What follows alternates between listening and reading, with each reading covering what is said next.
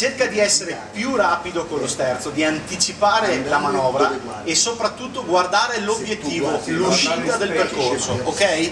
Vai, metti in moto. 55, allora vediamo se ci riusciamo.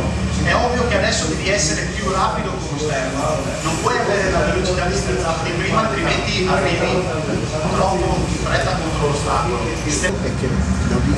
Tu nel momento in cui ti trovi nell'esercizio, nell'evitamento degli ostacoli, guarda dritto a te i 3 paletti, l'arrivo dell'esercizio, la parte finale, devi raggiungere quel punto lì, cioè vai sui 45-50 al massimo, guarda lontano, tieni costante, tieni questa velocità, tieni questa velocità,